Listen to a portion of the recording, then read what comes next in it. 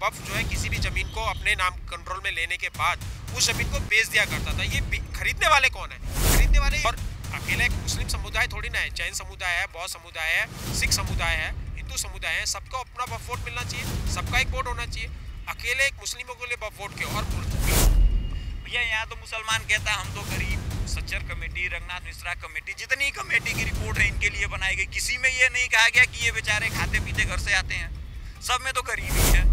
जंतर मंतर पर लगभग 2-2.5 हजार मुस्लिम बच्चियां और मुस्लिम बच्चे आए, उनके हाथ में तथ्थी दे दी गई, इंग्लिश में गलती से लिख दिया गया वक्फ बोर्ड। कहा गया कि क्या हो रहा है, वापस लो, क्या लो, यही जो है, अरे क्या है पता ही नहीं। मेरा कुछ नहीं किया था, एक बार ओवैसी मिले, पकड़ के कॉलर पूछ लेना कि तुम्हारी बहन और तुम्हारी बेटियां शाहीन बाग में क्यों नहीं बैठती।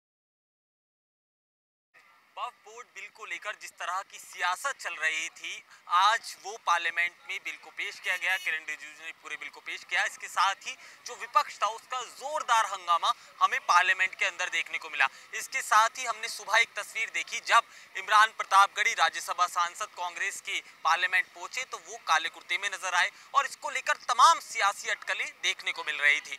फिलहाल मौजूदा समय की बात करें तो बिल पेश कर दिया गया है। ऐसे में जनता का क्या कुछ कहना है, क्योंकि इस पर भी समाज दो धड़ों में बटा नजर आता है। हमारे साथ कुछ लोग मौजूद हैं कि आखिरकार वो वक्फ बिल को लेकर क्या कुछ समझते हैं और क्या कुछ उनकी राय है, वो जानने के लिए हम उनके पास पहुंचे हैं। क्या नाम हुआ? मेरा नाम मनीष सिंह है। मनीष बाबू, कैसे देखते हैं आप वक्फ बिल? देखिए, वक्फ बोर्ड से मुसलमानों को वैसे तो कोई फ़ायदा हो नहीं रहा था, तो वक्फ बोर्ड में अगर जो परिवर्तन होता है तो मुसलमानों को इससे फ़र्क भी नहीं पड़ता। वक्फ बोर्ड, जितने भी राज्य में वक्फ बोर्ड के चेयरमैन हैं और बड़े अधिकारी हैं, उन्होंने कभी भी अपनी संपत्ति को डिक्लेयर नहीं किया कि उनके पास कितनी संपत्ति है। ये लोग क्या करते थे, वक्फ के बड़े अधिकारी, चेयरमैन वगैरह, किसी भी व्यक्ति की, चाहे वो हिंदू हो चाहे वो ईसाई हो, उस ज़मीन को, किसी भी ज़मीन को अपना बताते थे। कुछ साल तक उनके पास ज़मीन रहती थी और उसके बाद वो बेच के उस पैसे को अपने पर्सनल यूज़ में करते थे और धीरे धीरे ये चेयरमैन वक्फ बोर्ड के और जितने बड़े अधिकारी हैं, धीरे धीरे ये लखपति से करोड़पति, अरबपति बनते चले गए। तो मुसलमानों को वक्फ बोर्ड से कहीं कोई फ़ायदा नहीं हो रहा था। मुसलमानों ने इस वक्फ बोर्ड के परिवर्तन को भी स्वागत किया है और आज मुसलमानों को भाजपा की सरकार के तहत एक हाथ में कंप्यूटर, एक हाथ में कुरान के साथ वो तरक्की और विकास डेवलपमेंट कर रहा है। वक्फ बोर्ड में परिवर्तन लाजमी है। इससे क्या परिवर्तन आएगा कि जो लोग अब तक वक्फ के द्वारा अपनी ज़मीनों को खो चुके हैं, उनको वक्फ की द्वारा खोई हुई ज़मीनों को पाने का एक रास्ता मिलेगा।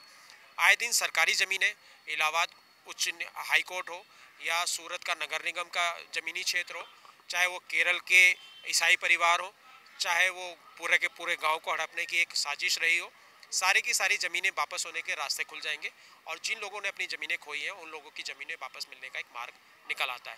तो वक्फ बोर्ड का ये परिवर्तन, वक्फ बोर्ड में जो कानून में परिवर्तन हुआ है, ये स्वागत योग्य है और मुसलमान भाइयों का भी इसमें पूरा सहयोग मिल रहा है। और वक्फ बोर्ड ने कभी मुसलमानों के लिए कुछ नहीं किया, तो मुसलमानों को इस चीज़ से कोई फ़र्क नहीं पड़ता, वक्फ बोर्ड रहता है या उसमें परिवर्तन होता है या कुछ भी होता है।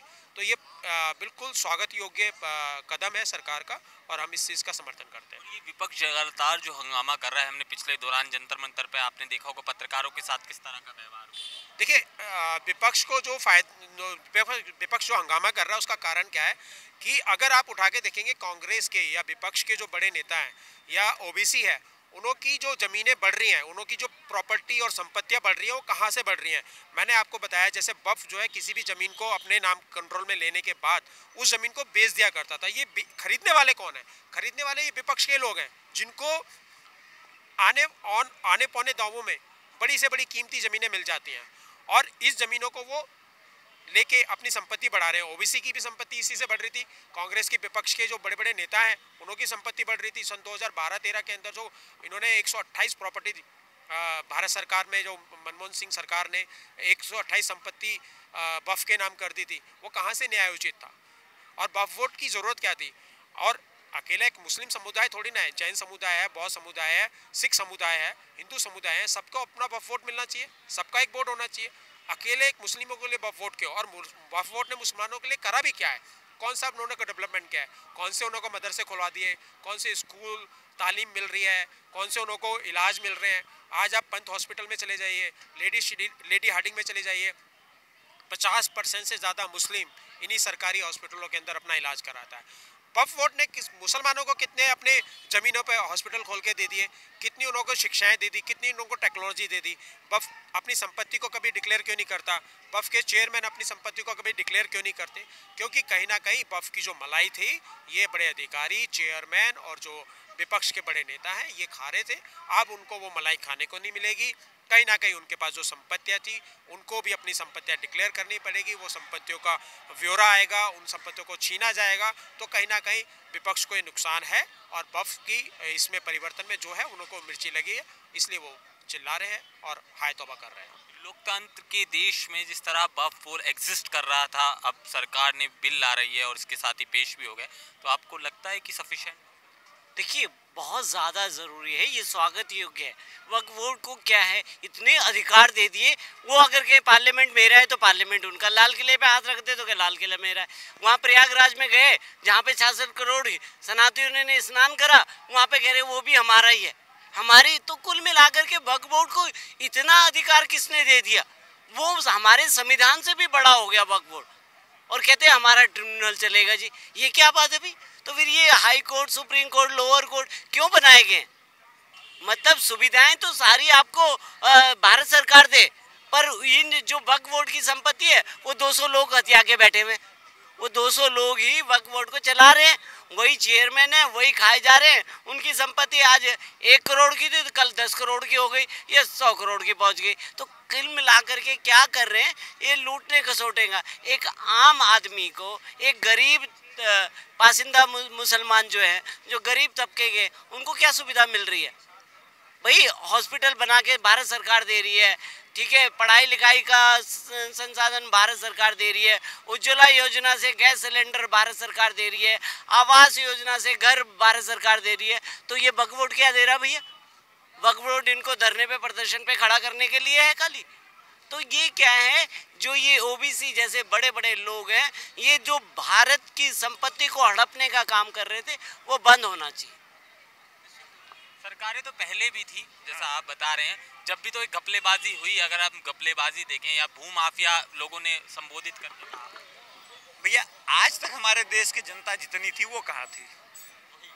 आज तक तो आज जितने बोल रहे हैं, चाहे मैं हूँ, चाहे वो, चाहे कोई भी हो, आज के 2014 या 10 साल पहले सारे तो कांग्रेस को ही वोट कर रहे थे। वोट उन्हीं को कर रहे थे ना। जो 91-92 में संशोधन हुआ, जो 71-72 में हुआ, जो 58 में हुआ, जो ये सब अनलिमिटेड पावर दी गई, उसके पीछे 2 रीजन है। पहला रीजन ये है कि वो वोट बैंक है। क्या है? वोट बैंक है। और हम क्या है? वोटर हैं। हमारे एक वोट के लिए किसी नेता को बड़ी मेहनत करनी पड़ेगी। हमें रोजगार चाहिए, शिक्षा चाहिए, बिजली चाहिए, पानी चाहिए, सड़क चाहिए। हमारी डिमांड ज़्यादा है, उनकी कोई डिमांड नहीं है। उनका एक स्टेटमेंट आएगा, वो वोट दे के छुट्टी कर देंगे, ठीक है। तो उनको इस्लाम खतरे में है, उस पर वोट करना है। और इन सब की जड़ जो शुरू होती है उसका नाम संविधान है। क्योंकि हमारे देश का संविधान केवल 2 काम करता है। एक, उसको सजा देता है जो गुनाह नहीं करता, पहली चीज, और उसको प्राइस देता है जो गुनाह करता है, ठीक है। जैसे कि जिन लोगों ने इस देश का बंटवारा किया, मुसलमानों ने, ठीक है, उन्होंने 96% वोट दिया था, 87% सीटें दी थी। उन्होंने तो ये साबित कर दिया था कि हम लोग जो हैं वो आपके साथ नहीं रहेंगे। 1867 सर सैयद अहमद खान लखनऊ पहली बार, 78, 86 3 बयान को उठा के देख लीजिए, उन्होंने तो पहले ही कह दिया कि भैया हम अलग लोग हैं, हम तो आपके साथ नहीं रहेंगे। भैया वक्फ बोर्ड लाया किस लिए गया? क्यों? क्योंकि वो वोटर है। अब वहां से शुरू करते हैं। आपने नोआखली देखा, सुना होगा नोआखली के दंगे के बारे में। उसमें हमारे देश के सबसे बड़े लीडर, पिताजी ने बताया हमारे, नहीं वो तो हिस्ट्री है, पेपर में है। उसमें महात्मा गांधी कहते हैं कि हिंदू औरतों को सुसाइड कैसे करना चाहिए, जाके नेट पे सर्च कर लीजिएगा, मिल जाएगा। आज को वो जमाना नहीं रहा, ठीक है। डायरेक्ट एक्शन डे हुआ, किसी को सजा मिली नहीं मिली। आगे आ जाइए, 1956 हो जाए, 68 हो जाए, मेरठ, भागलपुर, कश्मीर, और आ जाइए साबरमती तक, संभल भी जोड़ लीजिए। अब शुरू करते हैं भैया, डायरेक्ट एक्शन डे पे किसी को सजा नहीं हुई, 56 में किसी को नहीं हुई, 67 भागलपुर वाला जब हुआ था तभी नहीं हुई, 78 आपको पता ही है नहीं हुआ। उसके बाद जितपुर का जो जिक्र कर रहे हैं, उसके बाद कांग्रेस भी कभी बिहार में नहीं आई। लेकिन समझिए, इसमें से अब संभल उठा लीजिए, उसके बाद सिख दंगा उठा लीजिए, 90 कश्मीर उठा लीजिए और 2002 गुजरात उठा लीजिए। इन जितने दंगे हुए, इन दंगों में किसको सजा हुई? एक सज्जन कुमार सिंह है। 3900 लोगों का जिसमें मर्डर हुआ है, ऑफिशियल डाटा। सिख पार जस्टिस बेचारे आज तक लड़ रहे हैं, उनको जस्टिस मिला? नहीं मिला। 90 में कश्मीरी हिंदुओं के साथ जो हुआ उनको जस्टिस मिला? नहीं हुआ। हुआ कहाँ जस्टिस? कहाँ मिला? गुजरात में। किसने जस्टिस दिया? पब्लिक ने। 2002 साबरमती एक्सप्रेस 56 लोग जलाए गए, उसके रिटेलिएशन में वहाँ 700-800 टोटल ऑफिशियल डाटा 1800 लोगों का है मारे गए, उसमें पुलिस की गोली से भी शामिल है। उसके बाद से 2002 से लेके आज 2024 आ गया, 25 आ गया, कोई दंगा हुआ गुजरात में? क्यों नहीं हुआ? क्योंकि वहाँ के लोग ये बात समझ गए कि इनको सर पे चढ़ाएंगे तो यही होगा। संभल दंगे में 1990-91 मुलायम सिंह की सरकार, सारे केस वापस। कम से कम 25 लोगों को जिंदा जलाया गया था संभल में, ठीक है। तो हमारे देश की बात जो हो रही है, वक्फ बोर्ड को अनलिमिटेड पावर क्यों दिया गया? क्यों? क्योंकि उनके पास वोट बैंक है। अब उनका कहना, वक्फ बोर्ड में इतनी पावर है कि उनका कहना यही बाकी है, चूंकि सारी जमीन अल्लाह की है तो वो किसी पे भी क्लेम कर सकते हैं। किस पे कर सकते हैं? क्लेम कर सकते हैं। लेकिन उसके पीछे एक और साधारण सा रीजन ये कहा जाता है कि मुगलों ने पूरे भारत पे शासन किया था। ये बताइए, उनको क्या पूरे भारत में कहीं जगह ही नहीं मिली कि वहां वो मस्जिद बना सके? मंदिर को तोड़ के मस्जिद क्यों बनाई? ये दिखाने के लिए कि आप देखिए हम आपको ऐसे जलील करेंगे अगर आप हमारी बात नहीं मानते। तो ये वही मेंटालिटी है कि हम उसी जगह को मंदिर के अंदर, उसी जगह को वक्फ बोर्ड पे क्लेम करेंगे जो आपकी होगी। भैया यहाँ तो मुसलमान कहता है हम तो गरीब, सच्चर कमेटी, रंगनाथ मिश्रा कमेटी, जितनी कमेटी की रिपोर्ट है इनके लिए बनाई गई, किसी में ये नहीं कहा गया कि ये बेचारे खाते पीते घर से आते हैं। सब में तो गरीब ही है। सब ने क्या करना है? 40 बच्चे पैदा करने हैं, 4 बीवी करनी है। उसका नतीजा क्या है कि हमें सिखाया गया संविधान के थ्रू कि आप पढ़िए, मेहनत करिए। हम पढ़ लिख के क्या बनते हैं? 25,000 के नौकर। ग्रेजुएट होने के बाद एक ठप्पा लगाते हैं कि भैया मेरी औकात यही है कि मैं 20-25 हज़ार की नौकरी करूंगा। वो बेचारा 2-4-5 साल मदरसे जाता है, 4-5 साल मेहनत करता है, कुछ स्किल सीखता है, उसकी कमाई अनलिमिटेड है। किसी मुसलमान को देखा उसने कहा मुझे आरक्षण चाहिए? नहीं मांगा ना। किसी मुसलमान ने कहा कि मुझे बहुत जरूरी है, मेरे लिए 10 यूनिवर्सिटी बनवा दीजिए? नहीं मांग किया ना। किसकी मांग करते? भैया मेरा मदरसा चल रहा है, बढ़िया है। क्यों? क्योंकि उनका माइक्रो मैनेजमेंट है। इनका आंकड़ा देखिए, भारत में उनकी आबादी मुश्किल से 20% के आसपास है। नहीं, माइनॉरिटी तो नहीं हो सकते, बट ठीक है।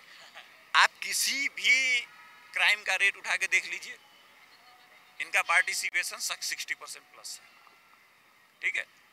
दुनिया का डाटा देख लीजिए, अमेरिका में इनकी आबादी 8 मिलियन के करीब है, क्राइम रेट उनका हिंदुओं के मुकाबले 22 गुना ज्यादा है।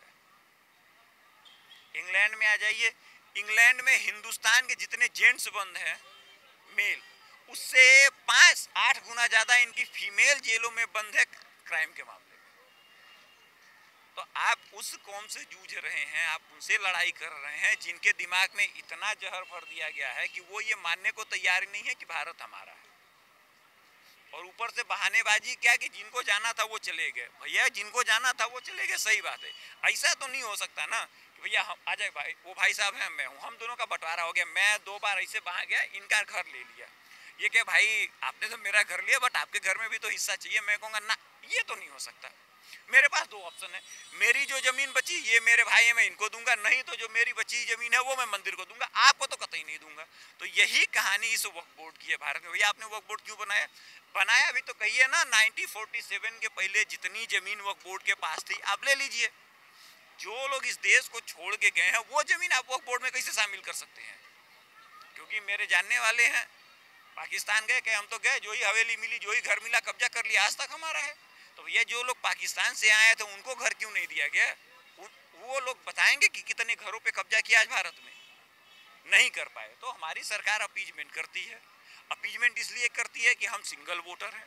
विश्वनाथ प्रताप सिंह का भी एक कोट याद दिला दूं, राजा मांडा जिनको कहा जाता है, मुंबई में जाके बोले थे भैया मुसलमान जो है खतरे में है, उनको ओबीसी आरक्षण से कोई मतलब नहीं है, उनको वोट चाहिए हमको। लोगों ने पूछा भैया तुम ऐसा क्यों बोल रहे हो, तुम तो बाला साहब ठाकरे तुम्हारे साथ में है।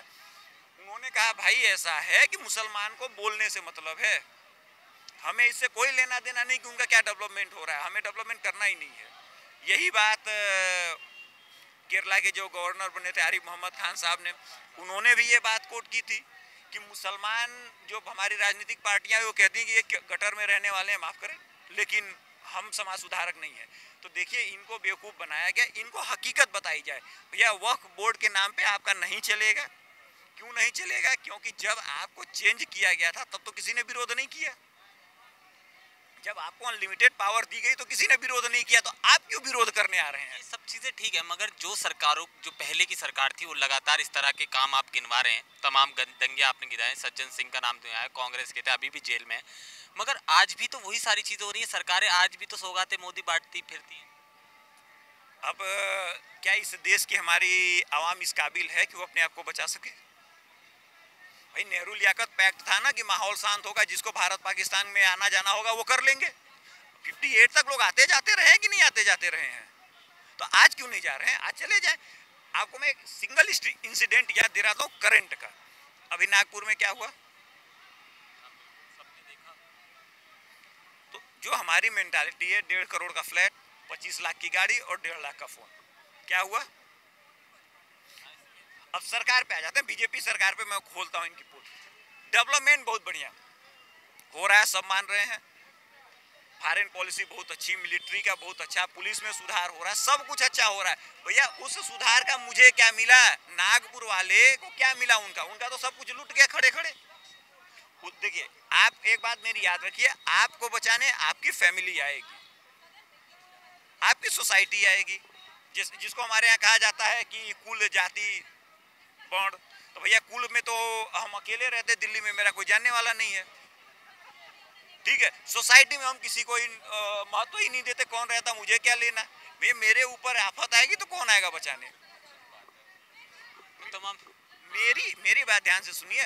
बर्थ रेट जो होता ना, आबादी 1931 में पूरे भारत की आबादी थी 34 करोड़, 27 करोड़ जो थे वो हिंदू, सिख, जैन, बौद्ध सारे थे, और 6 करोड़ के करीब मुसलमानों की आबादी थी। आज उनकी आबादी करीब 70 करोड़ है। भारत, पाकिस्तान, बांग्लादेश मिला के आपकी कितनी है? 27 से मिलके 80 करोड़। आप 2.5 गुना बढ़े हैं, वो 10 गुना बढ़े हैं। तो भैया जिनकी आबादी होगी, जो परिवार से मजबूत है, वही ना राज करेगा। शुरू से होता है, जिसकी लाठी उसकी भैंस। तमाम सारी बातें सुन रहे थे, वक्फ बोर्ड का जिक्र सुना आपने, सारी चीज़ें सुनी, और तमाम से संसद से लेकर सड़क तक हंगामा है, जंतर मंतर पर भी हमने देखा। आपको देखिए, मुझे लगता है जो वक्फ बोर्ड वाली बात है, ये तो कानून से संबंधित बात है, तो जो कानूनी हिसाब है उस हिसाब से होना चाहिए। फालतू में हम अपना पर्सनल ओपिनियन दें, ऐसा होना चाहिए, वैसा होना चाहिए, उससे कोई मतलब नहीं है। हाँ, मतलब जो कानून में उसमें वक्फ बोर्ड जितना पढ़ा या सुना है, उसमें ये बात है कि उस बोर्ड के हिसाब से जिस चीज़ को उन्होंने बोल दिया ये हमारा है, वो हमारा, उसका कोई डॉक्यूमेंट्री एविडेंस नहीं देना है, वो थोड़ा सा गलत लगता है। कि ऐसा मतलब कैसे हो सकता है कि भाई एक कंट्री है, वहाँ पर एक पर्टिकुलर में एक बोर्ड ने जाके बोल दिया ये चीज़ मेरा है, तो वो उसका हो गया, वो चीज़ थोड़ा ऑब्जेक्शनेबल है। बाकी गवर्नमेंट का काम है, ये तो कानूनी चीज़ है। ठीक है, तमाम जो लोग हैं आप देख रहे हैं हमारे साथ, ब्राह्मण देवता आओ, वक्फ बोर्ड पे दुनिया भर की बातें हो रही हैं। आज संसद में देखा, कुछ समय पहले जंतर मंतर पर, सड़क पर देखा था, आपका क्या कुछ वर्जन है? देखिए, वो बोर्ड पर जो लोग दुनिया भर की बातें कर रहे हैं, उन्हें दुनिया भर का कुछ नहीं पता है, वो बोर्ड से जुड़ा हुआ कुछ नहीं पता है। 6-7 दिन पहले जंतर मंतर पर लगभग 2-2.5 हजार मुस्लिम बच्चियां और मुस्लिम बच्चे आए, उनके हाथ में तथ्थी दे दी गई, इंग्लिश में गलती से लिख दिया गया वक्फ बोर्ड। कहा गया कि क्या हो रहा है, वापस लो, क्या लो, यही जो है, अरे क्या है पता ही नहीं। तो असल में मुसलमान बच्चे और बच्चियां गुमराह किए गए हैं जिहादियों द्वारा, मदरसों में बैठे मौलवियों द्वारा, और विपक्ष में बैठे समाजवादी, कांग्रेस, आम आदमी पार्टी और तमाम ऐसे लोग जो नहीं चाहते मुसलमान परिवार में कोई पढ़ा लिखा पैदा हो। आज ईमानदारी से बताइएगा, अकरुद्दीन ओवैसी नाम सुने? उनकी बीवी को किस सड़क में आप देखे हैं बुर्का पहन के प्रोटेस्ट करते हुए वो बोर्ड के समर्थन में? हम पूछते हैं, जनता से पूछते हैं, भाई बताओ ना, ओवैसी की बेटी, ओवैसी की बहन, ओवैसी की खाला, अम्मी, ये सब क्यों नहीं आते प्रोटेस्ट करने? अरे मुसलमान बच्चों, तुम्हारे हित की बात बोल रहा हूँ, मेरा कुछ नहीं जाता। एक बार ओवैसी मिले, पकड़ के कॉलर पूछ लेना कि तुम्हारी बहन और तुम्हारी बेटियां शाहीन बाग में क्यों नहीं बैठती? अगर तुम्हारी नहीं बैठती तो तुम मंचों से ये क्यों कहते हो कि हमारी मुसलमान बहन बेटियों निकलो और सड़कों को जाम कर दो? मतलब दूसरे की बहन बेटियों को तुम सड़क में बैठाकर उनकी इज्जत उड़वाओगे और अपनी बहन बेटियों को लंदन में, अमेरिका में भेजकर उच्च स्तरीय शिक्षा दोगे ताकि वो डॉक्टर और इंजीनियर बन जाएं। ये मजाक करते हैं मुसलमान समाज की उन मासूम बहनों के साथ, उन मासूम भाइयों के साथ। दरिंदे हैं, असली दरिंदे तो ये हैं। अपनी राजनीति की रोटी सेकने के लिए मुसलमान बहन बेटियों को सड़कों पर लिटवा देते हैं, सड़कों पर बैठा देते हैं। अरे कोई एक मुसलमान बच्चा अगर साहस दिखाकर इनका कॉलर पकड़ के पूछ ले, बताओ तुम्हारी बहन इसमें कौन है? कुव्वत नहीं है कि जवाब दे दे, इनमें सामर्थ्य नहीं है कि बता दे ये मेरी सगी मम्मी जान है और ये मेरी बहन जान है और ये मेरी बेटी जान है और ये मेरी बीबी जान है। अगर सामर्थ्य है, माँ का दूध पिया है, तो दूसरे के बहन बेटियों को सड़क पे बैठाने से पहले अपनी माँ बेटी को बैठाओ ना। ओवैसी के बेटे के ऊपर पत्थरबाजी करते हुए कितने मुकदमे हैं? सवाल करे मुसलमान बच्चा इस मुसलमान के नेता से, या मदरसे में पढ़ाने वाले उस मौलवी से पूछते क्यों नहीं मुसलमान बहन है कि जब तुम्हारे बहन बेटियों के ऊपर कोई मुकदमे नहीं होते तो हम क्यों ठेका ले ले? कोई मुसलमान बच्चा अकरुद्दीन ओवैसी का कॉलर पकड़ के पूछता कि नहीं, बता हरामी कितने मुकदमे हैं तेरे बेटे के ऊपर? तेरी बहन सड़कों पर क्यों नहीं बैठती?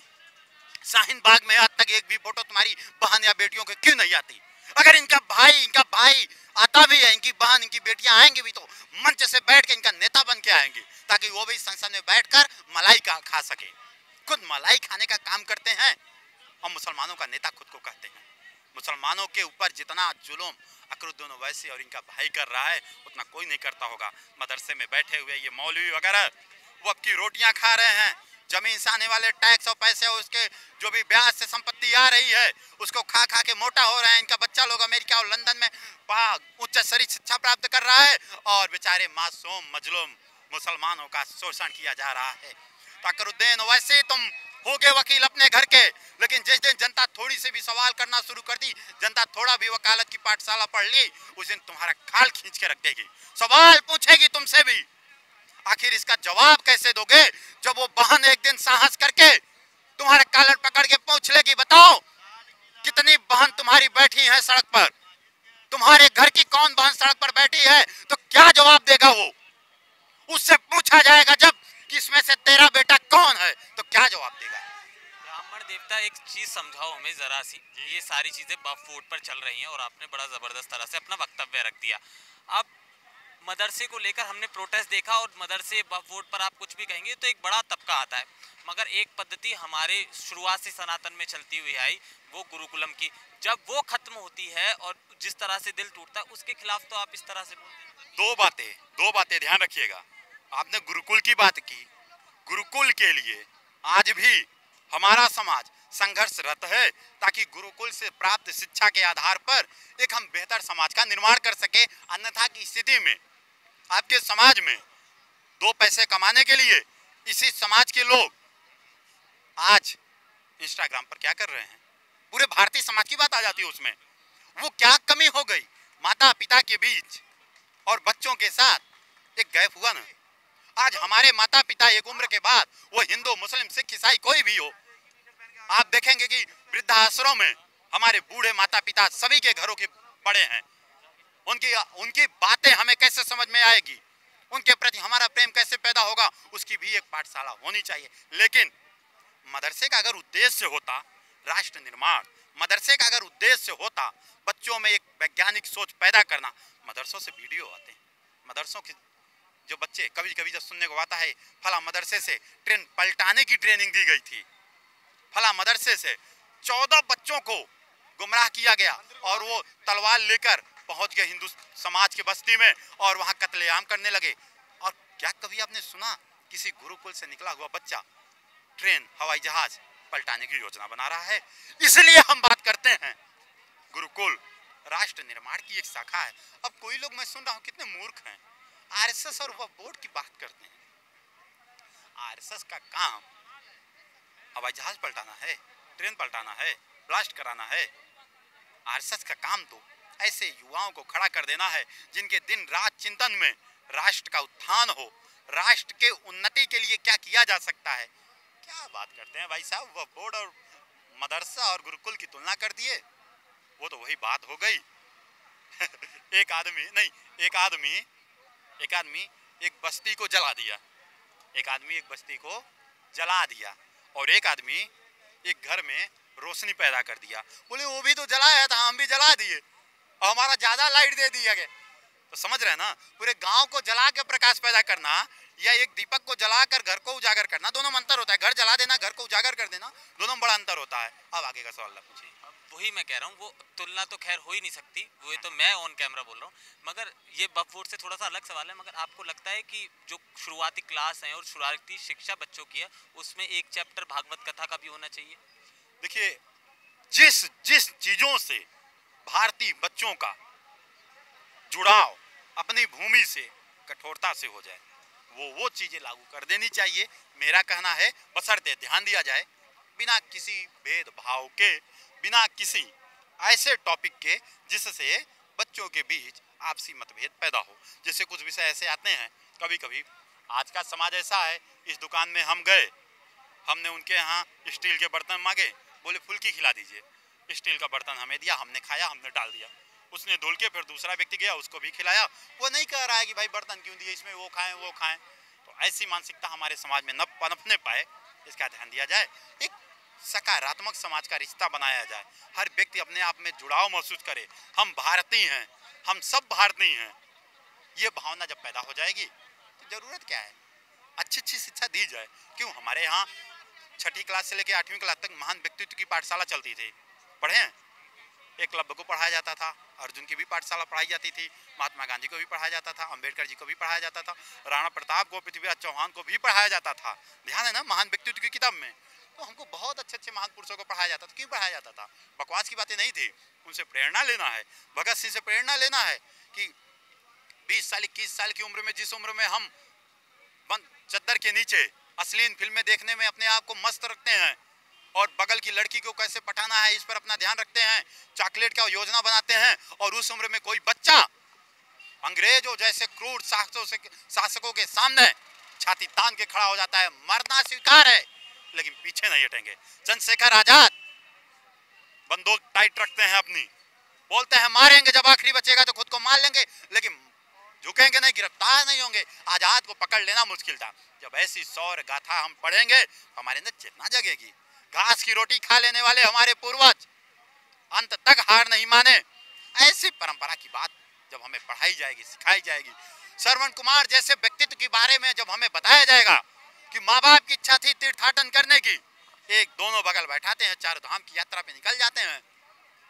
ऐसे व्यक्तियों की जब पाठशाला दी जाएगी, क्या बात करते हैं सर, निखार तो आएगी। अब आप कसाब की शिक्षा देना चाहते हैं, क्या चाहते हैं? महान व्यक्तित्व में कसाब को पढ़ाया जाए, उस आतंकवादी को पढ़ाया जाए जो पाकिस्तान में बैठकर भारत को उड़ाने की योजना बनवाता है, या उस राम नाइक, क्या नाम है उस नाइक का, उसको पढ़ाया जाए जिसके हर भाषण में ये रहता है कि कैसे गैर मुसलमानों को मुसलमान बनाओ और उनकी बहन बेटियों को कन्वर्ट कराओ। ऐसी शिक्षा देने वालों को पढ़ाना चाहते हैं।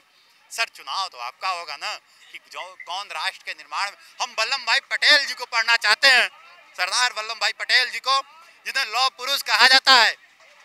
500 से अधिक रियासतें थी, सबके माथे पसीना छोड़ गया, कैसे सबको एक सूत्र में पिरोगे, जाग गया उसके अंदर का लौह, कठोरता से निर्णय लिया।